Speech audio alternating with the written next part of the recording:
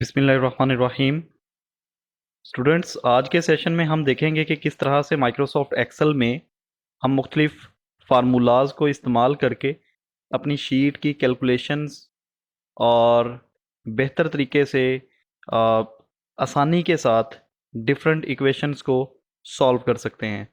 तो इस सेशन के अंदर हम मुख्तलिफ बेसिक फार्मूलाज की हिरार्की को समझेंगे, उनके दरमियान कौन कौन से मुख्तलिफ ऑपरेटर्स इस्तेमाल हो सकते हैं और इनके ऑपरेशंस की तरतीब क्या होती है।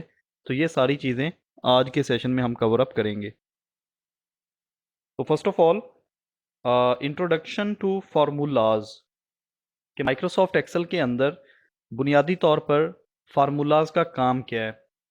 अभी तक जो चीज़ें हमने देखी थी कि किसी भी सेल के अंदर जब हम कोई वैल्यू एंटर करते हैं, लाइक मैंने A1 सेल के अंदर 55 एंटर किया और इसी तरह अगर B1 के अंदर मैं 60 एंटर कर देता हूँ, तो इन दोनों वैल्यूज़ के ऊपर हम कोई से भी ऑपरेशंस लगा सकते हैं कि हम आया कि इनको आपस में ऐड करना चाहते हैं, मल्टीप्लाई करना चाहते हैं, इनकी पावर फाइंड आउट करना चाहते हैं।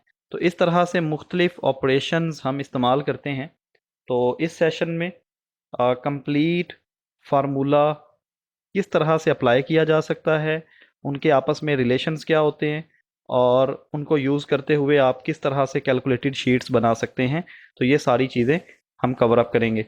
तो बुनियादी तौर पर फार्मूला एक ऐसा टूल है जिसके दरमियान एक ऑपरेटर इस्तेमाल होता है। अगर मैं यहाँ पर अभी फ़िल वक्त आपको समझाने के लिए एक बेसिक फार्मूला यूज़ करता हूँ और उसके बाद हम अपनी कैलकुलेशन शुरू करेंगे।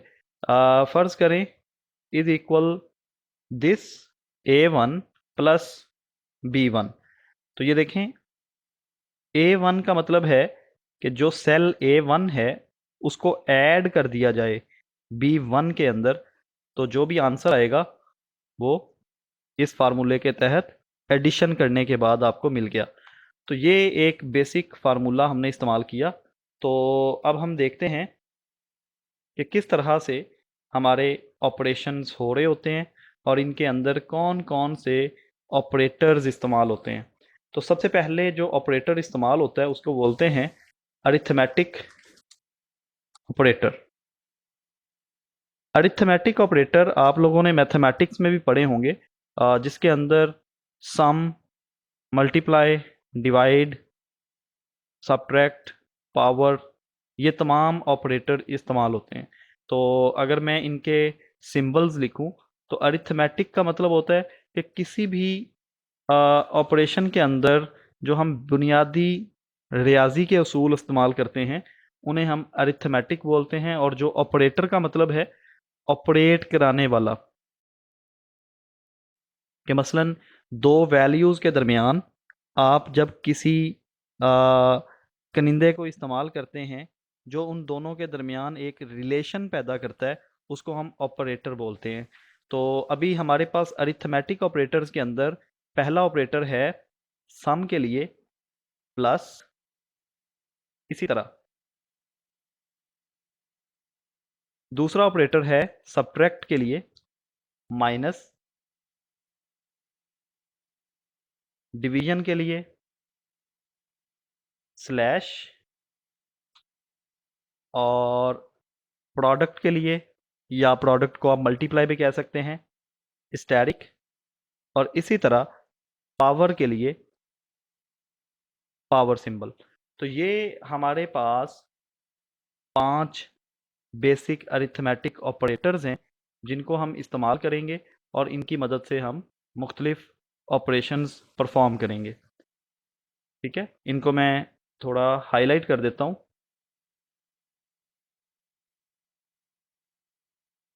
ये हैं जी हमारे पास अरिथमेटिक ऑपरेटर्स। सो हमेशा याद रखें, जब भी आपने किसी दो वैल्यूज़ या दो से ज़्यादा वैल्यूज़ के ऊपर कोई भी अरिथमेटिक ऑपरेटर इस्तेमाल करना है, तो जिस सेल के अंदर आपको आंसर चाहिए, जिस जगह पर आपने सोल्यूशन लेना है, उस जगह पर आप फार्मूला अप्लाई करते हैं। और हमेशा फार्मूला लिखने से पहले आपको इक्वल का साइन प्रेस करना होता है। अगर आप नॉर्मली कोई वैल्यू एंटर कर देंगे तो वो वैल्यू कंसीडर होगी, लेकिन जब आप इक्वल का साइन ये वाला इंसर्ट कर देते हैं तो कंप्यूटर को आइडिया हो जाता है कि अब आप कोई फार्मूला लिखने लगे हैं। तो मैंने सबसे पहले इक्वल का साइन प्लेस किया, उसके बाद जिस वैल्यू को या जिस रेफरेंस को आप ऐड करना चाहेंगे, अभी हम सम को देखेंगे कि किस तरह से आप सम करते हैं। तो सबसे पहले मैंने कहा इज इक्वल A5, तो मैंने जस्ट क्लिक किया। जैसे ही क्लिक किया तो उसका जो रेफरेंस है या जो उसका नाम है वो उसने कोड कर दिया।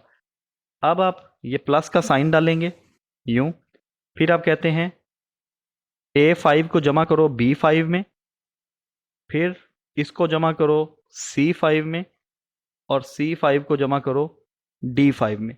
तो ये हमने चारों सेल्स को ऐड कर दिया। तो देखें जिस कलर का यहाँ पर आपको डेटा नज़र आएगा उसी कलर के साथ आपका बॉक्स फिल कर दिया जाएगा और उसकी आउटलाइन का कलर सेम कर दिया जाएगा, ताकि आपको इजीली समझ आ जाए कि A5 कहाँ पर लोकेट कर रहा है, तो B5 कहाँ पर लोकेट कर रहा है। तो अब ये आपने रेफरेंसेस को जस्ट ऐड करना है। तो जैसे ही आप एंटर दबाते हैं तो आंसर आ गया 0। ठीक है, अब वापस जाएं A5 पे, अभी हम कोई वैल्यू ऐड करते हैं, लाइक हम कुछ लिखते हैं। मैंने लिखा 5, तो जैसे ही मैंने 5 लिखा तो ये देखें आंसर आपका 5 आ गया, क्योंकि बाकी 3 सेल्स के अंदर 0 है। 0 + 5 इज इक्वल टू 5। अब मैं सेकंड सेल के अंदर B5 के अंदर लिखता हूँ 10, तो आंसर इज 15। अब मैं यहाँ पर लिखता हूँ 8, 23। अब चौथे सेल में मैं जो भी वैल्यू लिखूंगा वो फर्दर ऐड हो जाएगी, तो आ गया 73। तो ये है आपका समेशन का फार्मूला कि किस तरह से आप ऐड कर सकते हैं। तो देखें अभी ये आपकी सिंपल वैल्यूज़ हैं, ठीक है, और ये आपका आंसर बॉक्स है। तो वैल्यूज़ जहाँ पर आप पुट करेंगे वहाँ पर सिर्फ वैल्यू लिखेंगे, और जिस जगह पर आपको आंसर चाहिए उस जगह पर आप अपना फार्मूला अप्लाई करेंगे। और ये आपको अभी आंसर नज़र आ रहा है। अगर आप ऊपर फार्मूला बार में जाएं तो ये देखें आपको पूरा फार्मूला भी नज़र आएगा। तो यहाँ पर साथ साथ फार्मूला मेंशन्ड होगा। और ये देखें जब आपने पूरा सम का फार्मूला यूज़ किया तो यहाँ पर उसका उसने फंक्शन भी डिक्लेयर कर दिया कि ये आप सम कर रहे हैं। तो ये है मेथड आपका एक्सेल के अंदर मुख्तलिफ वैल्यूज़ को आपस में ऐड करना। इसी तरह अब फ़र्ज़ करें हम कुछ वैल्यूज़ को सब्ट्रैक्ट करना चाहते हैं, माइनस करना चाहते हैं। तो फार्मूला लिखने के लिए सबसे पहले इक्वल का साइन आप कहते हैं इज़ इक्वल। अब चाहे तो जो पिछला आंसर था ये 73 जो है, आप इसमें से माइनस करें, E5 में से माइनस करें A6, उसमें से माइनस करें B6, उसमें से माइनस करें D6, C6 और उसके बाद D6। तो अब मैंने क्या किया, ऊपर वाली रो में 4 सेल्स को ऐड करके जो आंसर आया था उस आंसर में से ये तमाम सेल्स माइनस कर दिए। अब आप एंटर दबाएं तो अभी आंसर इज 73। क्यों? 73 में से हम 0 माइनस कर रहे हैं, ये सब 0 हैं। तो 73 में से 0 माइनस करें तो आंसर इज 73। लेकिन फ़र्ज़ करें यहाँ पर मैं लिखता हूँ 3, तो देखें आंसर आ गया 70। अब आप यहाँ पर माइनस करते हैं 5, तो जैसे ही 5 एंटर किया तो उसने माइनस कर दिया। यहाँ पर जो वैल्यू एंटर करूँगा वो मज़ीद इसमें से माइनस हो जाएगी। मैं कहता हूँ 15, आंसर इज़ 50। अब 50 में से यहाँ पर जो चीज़ एंटर करूँगा, लाइक जो वैल्यू एंटर करूँगा, मैंने कहा 30, तो आंसर इज़ 20। तो इस तरह से आपने सब्ट्रैक्शन कर ली। अब इससे आगे हम चलते हैं डिवीजन। ठीक है, तो डिवीजन के लिए हमने कहा इज इक्वल, आप चाहे तो इन्हीं वैल्यूज में से भी इस्तेमाल कर सकते हैं। आप कहते हैं is equal 30D6 divided by A6। ठीक है, तो आप चाहे इसको और इसको डिवाइड कर लें, तो जस्ट आपने उन रेफरेंसेस पे क्लिक करना है और एंटर क्लिक कर देना है। तो अब चाहे आप पीछे से वैल्यूज बदल भी दें, लाइक इस 30 की जगह पे मैं कह देता हूँ 45। ठीक है, तो जब आपने यहाँ पे 45 कहा तो उसने इसका आंसर भी बदल दिया और 45 को 3 पे डिवाइड किया और आंसर आ गया 15। तो ये आपकी वैल्यूज़ पे डिपेंड करेगा कि आप उस फार्मूला में से क्या कैलकुलेशन करा रहे हैं।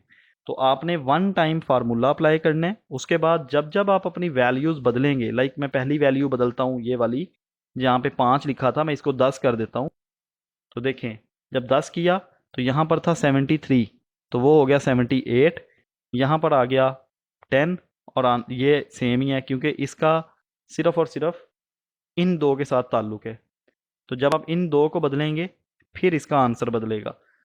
इसी तरह अगर आप प्रोडक्ट फाइंड करना चाहते हैं, मल्टीप्लाई करना चाहते हैं, तो आप लिखेंगे is equal this C6 multiply by A6। पहले हमने D6 को, ये वाली वैल्यू को डिवाइड कराया था इससे, अब हम इस वैल्यू को मल्टीप्लाई करा रहे हैं इससे। तो आप एंटर क्लिक करें तो ये देखें 15 को उसने 3 से मल्टीप्लाई कर दिया। अब अगर मैं यहाँ पर 15 की बजाय कर देता हूँ 25, तो देखें ये आंसर ज़ीरो हो गया क्योंकि यहाँ पे सब्ट्रैक्शन हो रही थी। मैं यहाँ पे मेंशन भी कर देता हूँ, यहाँ पर हमने सम कराया, यहाँ पर हमने सब्ट्रैक्शन कराई, यहाँ पर हमने डिवीजन कराई और यहाँ पर हमने प्रोडक्ट कराई। इसी तरह आगे हम पावर फाइंड करवाते हैं। तो पावर के लिए इज इक्वल आप कहते हैं 5 रेज पावर 3 कि 5 की पावर 3, तो आंसर इज 125। तो अगर आप इसकी वैल्यूज़ बदलते जाएंगे तो आपके आंसर भी उसी रेशो के साथ चेंज होते जाएंगे। तो इसका एक्सेल के अंदर फार्मूला का फ़ायदा ये होता है कि आप एक ही वैल्यूज़ के ऊपर मल्टीपल फार्मूलाज भी अप्लाई कर सकते हैं। इवन कि आप इन फार्मूलाज को पिछले आंसर्स के ऊपर भी अप्लाई करके देख सकते हैं, जिस तरह हमने यहाँ पर सब्ट्रैक्शन को चेक किया है। ये देखें, सब्ट्रैक्शन में हमने पिछले सम के आंसर में से इन वैल्यूज़ को माइनस करवा के भी देख लिया। तो ये है जी हमारे पास अरिथमेटिक ऑपरेटर्स। तो ये उसकी हमने सारी एग्जांपल्स भी देखी कि किस तरह से अरिथमेटिक ऑपरेशंस आप करते हैं, जमा के लिए, माइनस के लिए, डिवीजन के लिए, प्रोडक्ट के लिए और पावर के लिए। अब एक्सेल किस उसूल के तहत काम करता है? अगर आप एक ही सेंटेंस या एक ही इक्वेशन के अंदर मल्टीपल अरिथमेटिक ऑपरेटर्स इस्तेमाल करते हैं तो एक्सेल जो है ये डी मैथ्स के उसूल पे काम करता है, जो कि आपने मैथमेटिक्स में पढ़ा हुआ है। डी मैथ्स का मतलब ये होता है D for division, M for multiply, A for addition, S for subtraction. ठीक है जी, कि सबसे पहले जो भी इक्वेशन होगी उसमें से सबसे पहले डिवाइड होगा, डिवाइड होने के बाद मल्टीप्लाई किया जाएगा, मल्टीप्लाई के बाद एडिशन होगी और एडिशन के बाद सब्ट्रैक्शन होगी। मसलन यहाँ पर हमने कोई एक फार्मूला यूज़ करना है, इज इक्वल आपने कहा this plus this multiply by this minus this divided by this. अब इस फार्मूले को ज़रा अच्छे से समझिएगा। आपने कहा कि ये वाला जो है, ये वाली वैल्यू A12 के अंदर इसको इसके साथ ऐड करो और इसको इसके साथ मल्टीप्लाई करो, फिर इसमें से ये माइनस करो और इसके साथ डिवाइड करो। ठीक है जी, अभी डिवीजन एरर आएगा क्योंकि आपको पता है इन सब का आंसर आएगा ज़ीरो, और ज़ीरो को अगर आप ज़ीरो पे डिवाइड करते हैं तो इनफाइनाइट का एरर आता है, जो कि उसने शो कर दिया। तो अभी ये एरर तब तक आएगा जब तक हम कोई वैल्यूज़ एंटर नहीं करते हैं, क्योंकि ज़ीरो को ज़ीरो पे डिवाइड नहीं किया जा सकता। तो अब हम जैसे ही वैल्यूज़ लिखते हैं तो देखें, मैंने लिखा 5, 10, 10 या 15, उसके बाद आपने लिखा 5 और डिवीजन आपने करवा दी 2 के साथ। ठीक है, अब देखिएगा ये आंसर किस तरह से 152.5 आया। हमने फार्मूला क्या लगाया था, मैं इस फार्मूला को ज़रा बाहर लिख देता हूँ। ताकि हमारे लिए समझना आसान हो। मैं इसको यहाँ पर लिख देता हूँ। तो देखें, हमने कहा था कि A12 ये जो वैल्यू है इसको इसके साथ जमा करो, फिर इसके साथ मल्टीप्लाई करो, फिर इसमें से माइनस करो और फिर इस पे डिवाइड करो। तो अगर आप इस तरह चलेंगे जो ऑपरेशन आपको यहाँ पर नज़र आ रहा है, तो आपका आंसर गलत आएगा। मसलन आपने करना है 5 + 10 कितना हो गया? 15। 15 को 15 से मल्टीप्लाई करें, 225।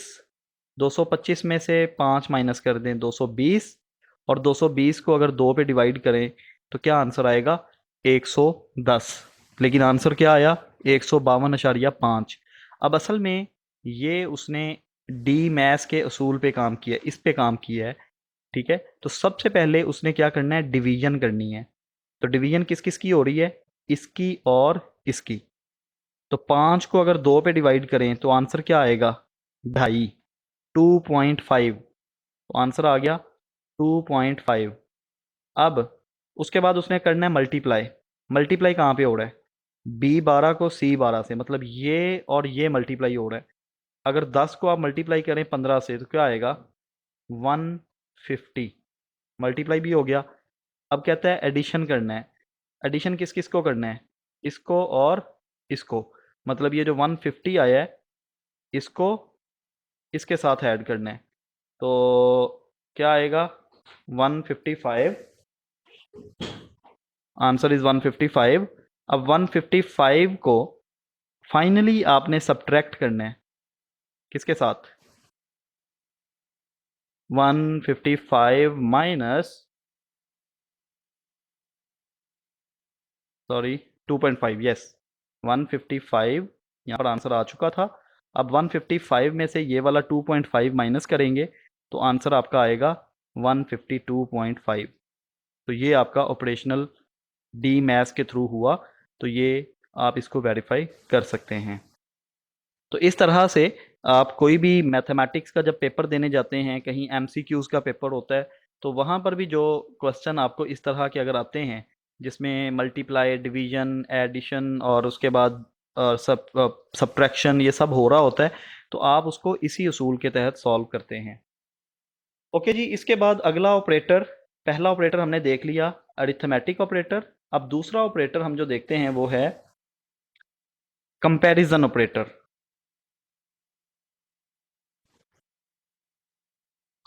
माइक्रोसॉफ्ट एक्सेल के अंदर अनदर ऑपरेटर हमारे पास यूज होता है कंपैरिजन।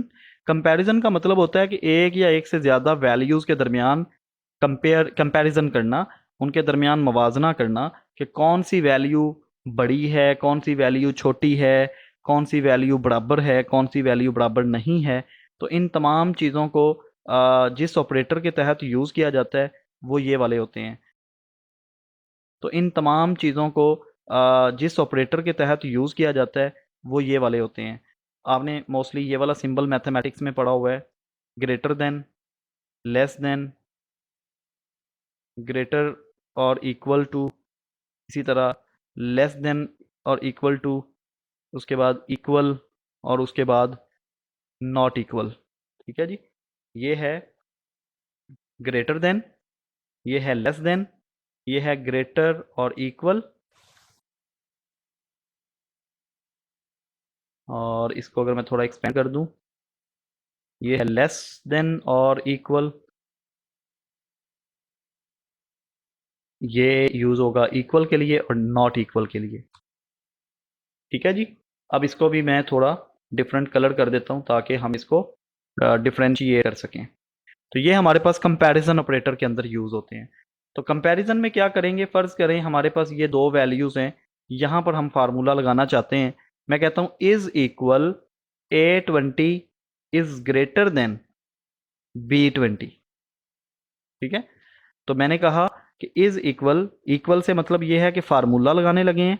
A20 सेल का नाम, ग्रेटर ये आपने कंपैरिजन ऑपरेटर यूज़ कर लिया कि बड़ा है B20 से। तो आंसर देखते हैं क्या आता है। फॉल्स। उसने कहा गलत।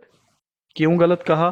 क्योंकि जीरो यहाँ पर पड़ा हुआ है, जीरो यहाँ पर पड़ा हुआ है, क्योंकि खाली जगह हैं तो खाली जगहों पर जीरो पड़ा होता है, तो जीरो जीरो से बड़ा नहीं हो सकता, इसलिए उसने कहा फॉल्स। ठीक है जी, तो हमने कहा यहाँ पर ग्रेटर देन। अगर फर्ज करें मैं यहाँ पर लिखता हूँ 5, उसने कहा ट्रू। ट्रू क्यों कहा? क्योंकि 5 जो है वो जीरो से बड़ा है। अगर मैं यहाँ पर जीरो की बजाय कर देता हूँ 10, उसने कहा फॉल्स। गलत हो गया, क्यों? 5 10 से बड़ा नहीं है। तो इस तरह से आप कंपैरिजन भी करते हैं और एक्सेल आपको बताता है कि जो कंपैरिजन आपने किया है वो सही है या गलत है। इसी तरह आप कहते हैं is equal this less than this, उसने कहा फॉल्स, क्योंकि जीरो जीरो से छोटा नहीं हो सकता। तो आपने अगर यहाँ पर लिखा 5 इज लेस देन जीरो, उसने कहा नहीं, ये भी गलत है। आपने कहा 5 इज लेस देन 15, उसने कहा यस ट्रू।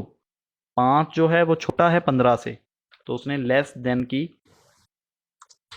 कमांड भी देख ली। अब इसके बाद हम देखते हैं इज इक्वल। अब हम इनमें से भी यूज कर सकें। आप कह सकते हैं is equal this greater than और इक्वल टू दिस। हम इन दोनों को आपस में कंपेयर कर लेते हैं। उसने कहा ट्रू, क्यों? 5 5 के बराबर है, ठीक है। और अगर मैं 5 को बढ़ा देता हूं, मैं कहता हूं 8, उसने कहा ट्रू, क्यों? 8 जो है वो 5 से बड़ा भी तो है ना। लेकिन अगर मैं 8 को छोटा कर देता हूं, 4 लिख देता हूं, उसने कहा फॉल्स। तो ये गलत है, ये ग्रेटर देन और इक्वल। अब हम देखते हैं लेस देन और equal to. Is equal this B20 is less than और इक्वल टू B21, उसने कहा ट्रू, क्योंकि 10 जो है वो 15 से छोटा है। अगर आप इनको बराबर भी कर देंगे तो फिर भी ट्रू रहेगा। मसलन ये देखें 15 15 के बराबर है, उसने कहा ट्रू, ठीक है। तो इसके अंदर वो दोनों कंडीशंस को चेक करेगा। इसी तरह इक्वल में भी आप देख सकते हैं is equal this equals to this, उसने कहा ट्रू, जीरो जीरो के बराबर है। लेकिन अगर आप यहाँ पर 5 लिख देते हैं, उसने कहा फॉल्स, क्योंकि 5 जीरो के बराबर नहीं है। Not equal is equal this not equal to this, कि A25 के अंदर जो डेटा पड़ा है वो B25 के अंदर जो डेटा पड़ा है उसके साथ बराबर नहीं है। उसने कहा फॉल्स, क्योंकि जीरो जीरो बराबर ही होते हैं। तो जब आप इसको बराबर नहीं करेंगे तो यहाँ पर ट्रू हो जाएगा। आपने कहा 1, उसने कहा ट्रू, क्योंकि एक जो है वो जीरो के बराबर नहीं है। तो ये है जी हमारे पास कंपैरिजन ऑपरेटर की एग्जांपल्स, कि आप किस तरह से ग्रेटर, लेस देन, ग्रेटर और इक्वल, लेस देन और इक्वल, इक्वल, नॉट इक्वल, इन तमाम को यूज़ करके आप मुख्तलिफ ऑपरेशंस करवा सकते हैं। इसके बाद हमारे पास अनदर ऑपरेटर यूज़ होता है जिसका नाम है concatenation operator. Concatenation operator, concatenation का मतलब होता है जोड़ना। तो आप एक या एक से ज़्यादा ऑब्जेक्ट को आपस में जोड़ सकते हैं। इसके लिए जो ऑपरेटर यूज़ होता है वो एंड साइन, ये वाला, ठीक है। इस ऑपरेटर की मदद से आप एक से ज़्यादा एलिमेंट्स को आपस में जोड़ सकते हैं। मसलन मैं कहता हूँ is equal this and this, कि A29 के अंदर जो डाटा पड़ा हुआ है उसको जोड़ दो B29 के अंदर। तो जैसे ही आपने इक्वल किया, अभी आपको खाली नज़र आ रहा है क्योंकि ज़ीरो है। तो अब मैं यहाँ पर फ़र्ज़ करें लिखता हूँ 1, तो यहाँ पर आंसर आ गया 1। मैं यहाँ पर बी के अंदर लिखता हूँ 2, तो आंसर आ गया 1 2, ठीक है। तो उसने क्या कि मैं इसको सेंटर में कर देता हूँ यूँ, तो 1 2, तो उसने 1 और 2 को आपस में जोड़ दिया। यहाँ पर मैं लिखता हूँ ए बी और यहाँ पर लिखता हूँ सी डी, तो देखें ए बी सी डी, उनको आपस में जोड़ दिया। इसकी एग्जांपल हम यूं कर सकते हैं। फ़र्ज़ करें आप किसी यूनिवर्सिटी का फॉर्म फिलअप कर रहे हैं, तो यूनिवर्सिटी ने पूछा एंटर योर फर्स्ट नेम, फिर लिखा होगा एंटर योर सेकंड नेम, फिर लिखा होगा एंटर योर फैमिली नेम। इस तरह से आपको याद होगा किसी जगह पर यूनिवर्सिटी के अंदर, किसी कॉलेज के अंदर ऐसे फॉर्म बना होता है, तो उसके अंदर ये लिखा होगा। और यहाँ पर हम फार्मूला लगा देते हैं, नेम इज, ये लें। अब इसकी मैं एग्जांपल कराने लगा हूँ कि किस तरह से आप कॉनकैटिनेशन ऑपरेटर को यूज़ करते हैं। तो देखें, ये हमारे पास, इनको मैं मर्ज कर रहा हूँ ताकि सेल्स की साइज एक्सटेंड हो जाए। यूँ यहाँ पर हमारी कॉनकैटिनेशन ऑपरेटर यूज़ होगा और यहाँ पर हम नाम लिखेंगे। तो इसका मैं थोड़ा कलर हाईलाइट कर देता हूँ। ये तो देखें, जब स्टूडेंट यहाँ पर अपना पहला नाम लिखेगा, दूसरा लिखेगा, तीसरा लिखेगा, तो यहाँ पर वो नाम आपको फुल फॉर्म के अंदर शो होगा। जैसा कि मैं यहाँ पे फार्मूला लगाता हूँ, is equal this and this and this. तो आपने इन तीनों को जोड़ दिया, एंटर दबाएं। फर्ज करें आपने नाम एंटर किया मोहम्मद, तो नीचे आ गया मोहम्मद। अबू, अबू बकर, मोहम्मद अबू बकर। ठीक है, तो अभी सिर्फ आपने क्या किया, तीनों नामों को आपस में जोड़ दिया, तो यहाँ पे फुल नेम बन गया। लेकिन अभी एक मसला है कि इनके दरमियान स्पेस आनी चाहिए थी। ठीक है, तो स्पेस लाने के लिए हम फार्मूले के अंदर चेंजेस करते हैं ताकि यूज़र जब अपने नाम लिखे तो यहाँ पर ऑटोमेटिकली स्पेस आ जाए। तो आप क्या करते हैं, फार्मूले को एडिट करते हैं। एडिट करने के लिए आपके पास F2 बटन से, आप जो फंक्शन कीज़ ऊपर टॉप पे होती हैं, आप F2 के अंदर जाके एडिट कर सकते हैं। या दूसरा तरीका ये होता है, फार्मूला बार पर जाके आप सिंपल क्लिक कर दें तो आपका ये एडिट हो जाएगा। अब देखें, अब आपको पता है कि C31 और C32 दोनों के दरमियान हमने स्पेस ऐड करनी है। तो स्पेस ऐड करने का तरीका ये होता है कि आप एंड साइन के साथ स्पेस डालें, एंड साइन के साथ स्पेस डालें। स्पेस डालने का तरीका होता है, दो इन्वर्टेड कॉमास डाल दें आपस में। डबल इन्वर्टेड कॉमास का मतलब होता है स्पेस, और फिर आप एंड साइन यूज करें।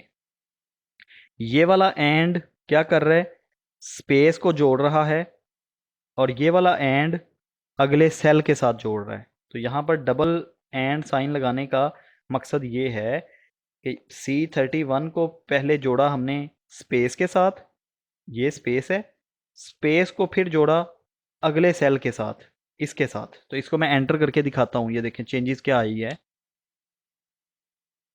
सॉरी, इन्वर्टेड कॉमास के दरमियान स्पेस दे के एंटर करें, ये देखें। तो मोहम्मद और अबू के दरमियान स्पेस आ गई, अभी बकर के दरमियान स्पेस नहीं आई क्योंकि वो हमने अभी इंसर्ट की नहीं। अब वापस जाएं, अगेन यहाँ पर C32 और 33 के दरमियान उसी तरह से inverted comma, space, inverted comma, फिर एंड साइन, और अब एंटर कर दें। तो अब आपका नाम बन गया मोहम्मद अबू बकर। अब आप जो भी नाम एंटर करेंगे, लाइक हसन, अहमद, शब्बीर, यूं, तो अब आपके नाम के दरमियान ऑटोमेटिकली स्पेस भी ऐड हो जाया करेगी। तो ये है हमारे पास एग्जांपल कॉनकैटिनेशन ऑपरेटर की। ठीक है, तो ये हमारा ऑपरेटर काफ़ी हेल्पफुल करता है हमें मुख्तलिफ़ चीज़ों को, मुख्तलिफ़ ऑब्जेक्ट्स को, टेक्स्ट को आपस में जोड़ने के लिए। इसके बाद हमारे पास ऑपरेटर्स आते हैं रेफरेंस ऑपरेटर। रेफरेंस ऑपरेटर बहुत अहम है। इसको हम इसलिए इस्तेमाल करते हैं कि जैसे आप किसी सिलेक्शन को सिलेक्ट करना चाह रहे हैं, लाइक कॉलन, ये वाला, ये कॉलन आप यूज़ करते हैं, या आप कॉमा यूज़ करते हैं नॉर्मली। ठीक है, अगर इसका मैं साइज़ बड़ा कर दूं ताकि आपको साइज़ नज़र आए, ये होता है कॉलन और ये होता है कॉमा। देखें, जब आप किसी भी सेल्स को फार्मूला लगाते वक्त सिलेक्ट करना चाहते हैं मसलन आप कहते हैं इज इक्वल, यहां से लेके जी यहां तक, तो फिर आप कॉलन यूज करते हैं। ये वाला कॉलन का मतलब ये होता है कि जी B39 से लेके D39 तक, तो ये एक रेंज सेलेक्ट करता है, इसको बोलते हैं रेंज सेलेक्ट करना, रेंज सिलेक्शन। और कॉमा यूज होता है जब आप सिलेक्टिव ऑब्जेक्ट्स को सिलेक्ट करना चाह रहे होते हैं। मसलन पहले रेंज सेलेक्ट कर लेते हैं, इज इक्वल यहाँ से लेके यहाँ तक, तो इसमें आपने बताया कि C39 ये वाला सेल से लेके F39 इस सेल तक, तो ये तो होगी रेंज। अब अगर आप कहते हैं कि जी इज इक्वल C40 और उसके बाद आप कहते हैं जी E40, बस इन दोनों को हमने सेलेक्ट करना है। तो ये चूंकि सिलेक्शन आ गई तो इसके लिए दरमियान में कॉमा यूज होगा, तो इसके लिए वैल्यूज होना ज़रूरी हैं। तो आप यहाँ पर लिख सकते हैं फॉर स्पेसिफिक सिलेक्शन। ठीक है जी, तो ये रेफरेंस ऑपरेटर्स के अंदर इस्तेमाल होते हैं। अब रेफरेंस ऑपरेटर असल में है क्या, हम इसको यूज़ कैसे करते हैं? इसके लिए हमारे पास दो मेजर रेफरेंस ऑपरेटर्स हैं। Number first is absolute reference operator और दूसरा है relative reference operator. Absolute reference operator को हम लिखते हैं फिक्स्ड और इसको लिखते हैं चेंजेबल। ठीक है जी, एब्सोल्यूट का मतलब होता है फिक्स, जो भी चीज़ आपकी फिक्स चल रही होती है, और जो रिलेटिव का मतलब होता है वो होती है चेंजेबल, जो कि वेरी कर रही होती है with respect to another thing, तो उसको हम रिलेटिव बोलते हैं। जैसे फिजिक्स के अंदर आपने रिलेटिव एक्सेलरेशन पढ़ा होगा, रिलेटिव वेलोसिटी पढ़ी होगी। तो रिलेटिव वेलोसिटी ये होती है एक चीज़ की स्पीड या एक चीज़ की वेलोसिटी दूसरी चीज़ के मुकाबले में जब चेंज हो तो उसको हम बोलते हैं कि ये रिलेटिव है टू दैट स्पीड। तो यहाँ पर भी हम वही एग्जांपल देखेंगे। फर्ज करें आपने यहाँ पर एक फार्मूला लगाया is equal A47 plus B47, तो ये हमने एक फार्मूला लगाया। तो ये देखें, ये अभी हमने सिर्फ यहाँ पे लगाया है। मैं कहता हूँ कि जी A47 के अंदर 45 डाटा पड़ा हुआ है, B47 के अंदर फ़र्ज़ करें 15 पड़ा हुआ है, तो आंसर आ गया 60। अब आप चाहते हैं कि ये फार्मूला जो हमने यहाँ पे लगाया है ये वाला, यही फार्मूला नीचे ड्रैग हो जाए, हर सेल के अंदर पूरे कॉलम के अंदर ड्रैग हो जाए, तो आप सिंपली यहाँ से इसको ड्रैग करें नीचे की तरफ, यूँ, तो ये आपका नीचे फार्मूला अप्लाई हो गया। कैसे अप्लाई हुआ ये देखें, ये अप्लाई था A47 B47 को ऐड कर दो, नीचे क्या हो गया A48 को ऐड कर दो B48 के अंदर, फिर A49 को ऐड कर दो B49 के अंदर, तो इस तरह ये नीचे चलता जाएगा। तो इसको हम बोलते हैं रिलेटिव, कि जैसे जैसे ये डाटा नीचे आ रहा है वैसे वैसे ये डाटा नीचे आएगा। अब देखें यहाँ पे आप जो चीज़ लिखेंगे, आप लिखते हैं 5 तो आंसर आ गया 5, आपने लिखा 10 तो आंसर आ गया 15, तो इस दोनों को उसने ऐड कर दिया। इसी तरह अगर आप यहाँ पर वैल्यू एंटर करते हैं 3, यहाँ पे एंटर करते हैं 9, तो आंसर आ गया 12। तो ये फार्मूला आपने एक दफ़ा अप्लाई किया, सिंपल आपने उसको ड्रैग किया। जब आप ड्रैग करते हैं तो वो फार्मूला नीचे भी रिलेटिवली अप्लाई हो जाता है। तो जिस तरह ये वाला सेल नीचे आ रहा है उसी तरह ये फार्मूला भी आपका पीछे पीछे नीचे की तरफ अप्लाई हो जाता है। तो ये बड़ा ही आसान तरीका होता है रिलेटिव रेफरेंस को यूज़ करने का। इसी तरह एक तरीका होता है एब्सोल्यूट रेफरेंस।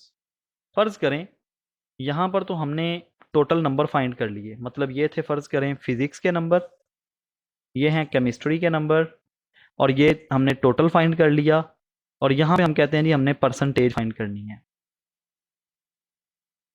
इसको मैं सेंटर में ले जाता हूँ यूँ। अब फ़र्ज़ करें आप यहाँ पर परसेंटेज फाइंड करने लगे हैं, आप कहते हैं इज़ इक्वल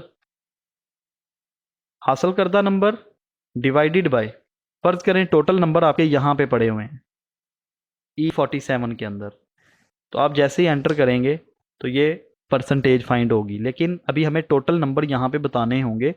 फ़र्ज़ करें टोटल नंबर हैं जी 100, तो ये कितना आया 0.6। तो अभी हमें यहाँ पे बताना पड़ेगा कि इन सेल्स के अंदर हमने क्या फाइंड करना है, परसेंटेज फाइंड करनी है। तो उसके लिए आप यहाँ पर जाएंगे फॉर्मेट के ऊपर और परसेंटेज पे क्लिक कर देंगे। अब चाहे अगर आप ये डेसिमल रिमूव करना चाहते हैं तो आप इनको रिमूव कर दें। तो ये तो आ गया आपका परसेंटेज पहले सेल का, ये पहले स्टूडेंट का आपके पास परसेंटेज आ गया 60%। अब अगर आप इसको नीचे ड्रैग करते हैं यूं, तो नीचे एरर आ गया। अब आप कहेंगे कि एरर इसलिए आया क्योंकि यहाँ पर टोटल नंबर नहीं लिखे हुए। Yes, you are right.